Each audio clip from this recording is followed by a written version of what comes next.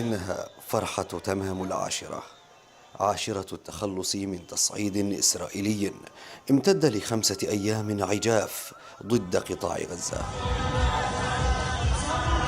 رقصوا، ضحكوا، ولصاحب الفضل بذلك رفعوا أعلامه وشكروا. الله يعطيهم ألف عافية. احنا الأخوة المصريين كل مرة جايبين لهم فوق روسنا، وهذه المرة كمان بنضيف على اللي فاتن. والله يعطيهم ألف عافية. ومن قطاع غزة لا تحية للرئيس السيسي. مصر إخواننا وأهلنا وتاج راسنا، وكل الخطوات الصح مشت معنا.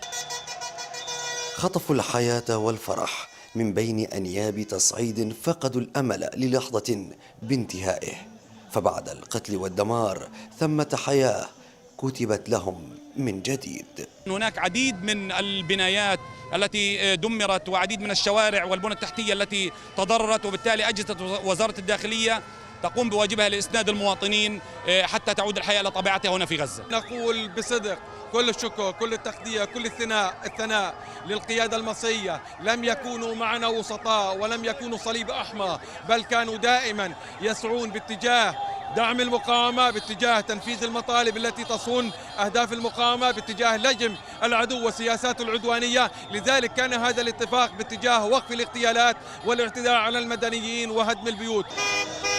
جولة إسرائيلية جديدة انتهت رغم ما فيها من مآسي، وعاد الشارع الفلسطيني ينبض ويردد ما قاله الشاعر الفلسطيني الراحل محمود درويش: ونحن نحب الحياة ما استطعنا إليها سبيلا، ونرقص بين شهيدين نرفع مئذنة للبنفسج بينهما أو نخيلا.